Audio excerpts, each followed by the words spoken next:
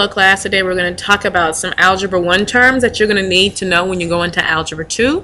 One of those is dealing with polynomials, how to add, subtract, and multiply polynomials. So some of you may be like, oh, this is easy, I've done this before, so then this should be a quick review.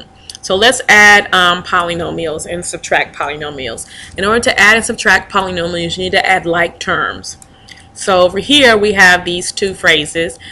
3x to the third minus 2x squared plus 4x minus 6, and add that to x cubed minus 5x squared plus 3.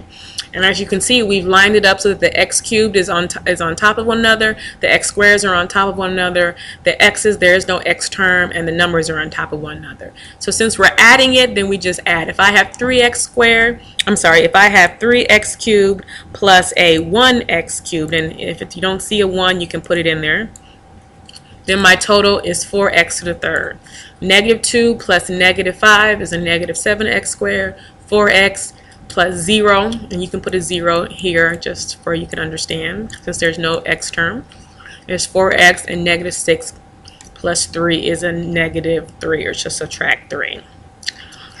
Sometimes you'll see them written horizontally, and you have to group them together. You may say, well, there's only one a y cubed term, so it's just 2y cubed. But over here we have a 7y squared plus a negative 4y squared. So that means that these two are grouped together like terms. Here we have a negative 6y and a plus 3y. So those are grouped together.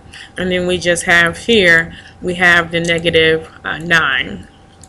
And that's by itself. So when I combine like terms, I have 2y cubed plus 3y squared, because this right here is the result of that, minus 6y plus 3y, which is minus 3y, and then minus 9. So it's pretty much straightforward. Just remember to add like terms.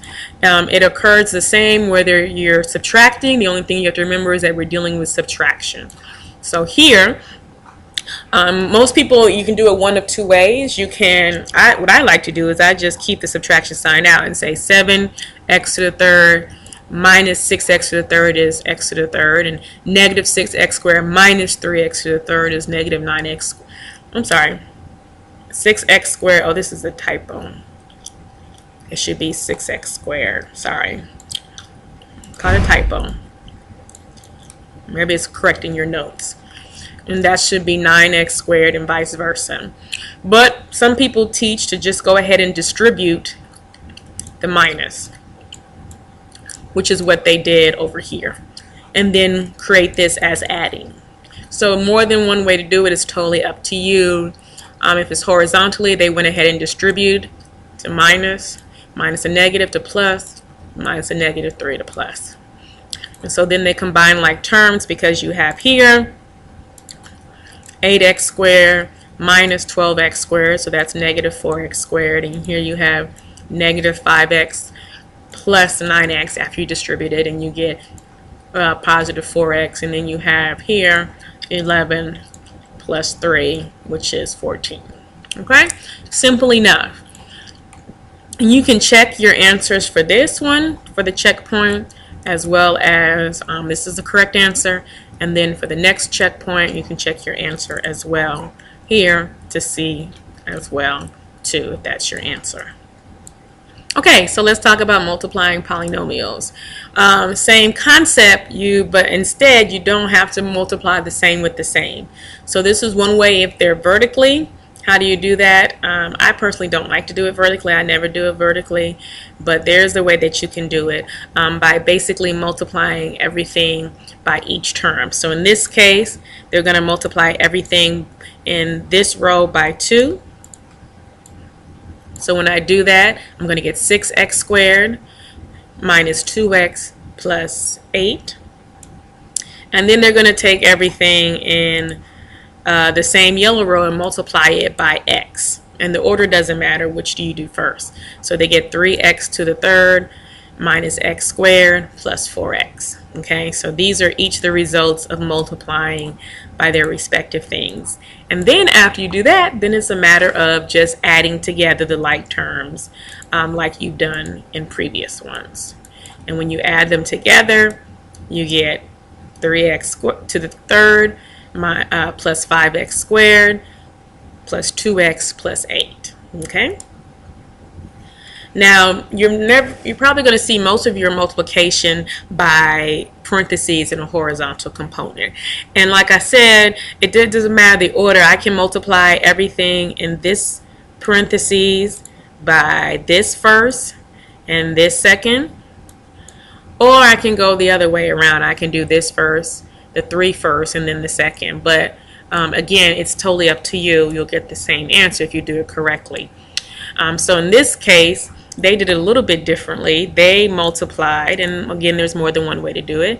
They multiplied everything in this parentheses by this. Okay, and then they multiplied everything in this parentheses by 2x.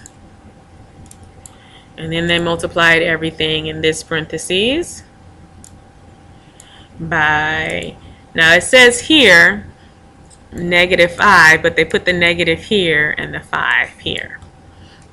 So when they did that, they ended up with this. So this is all a result of the first multiplication. This is all the result of the second multiplication. Oops, wrong color. The second multiplication, and this is all the result of the third multiplication. Okay? And they combine like terms, you get this as your final answer.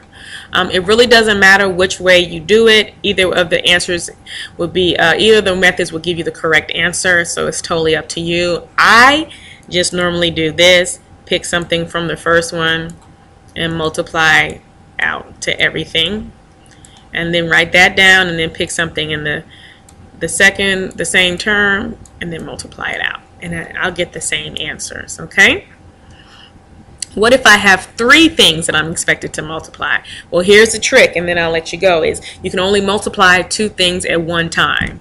So you get to pick which ones you're going to multiply first. So in this particular example, they multiplied the x minus 3 times the x plus 7, and they got this. Then they're going to take that answer and multiply it by what's left over. Okay, and that's when they get, again, multiplying it by each piece, this by this piece, and this by this piece. But again, more than one way to do it. Okay, now on the notes, we have some special product patterns, which means if you know and recognize this, you don't have to do all the extra legwork. You can figure out the answer by just doing 1 or 2 things. So if it's okay if you don't remember it. We're going to work and give you enough problems that eventually you will.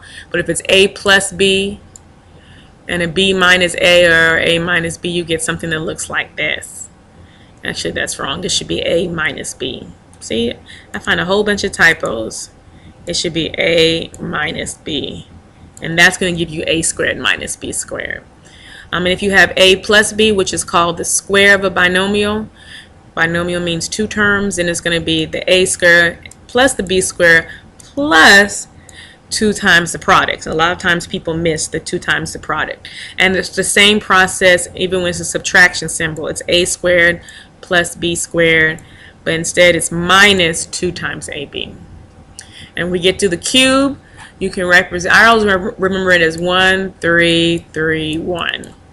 1, 3, 3, 1. And if it's minus, and it's going to be 1, negative 3, 3, negative 1. So it alternates. But again, we'll deal with that later. That's it.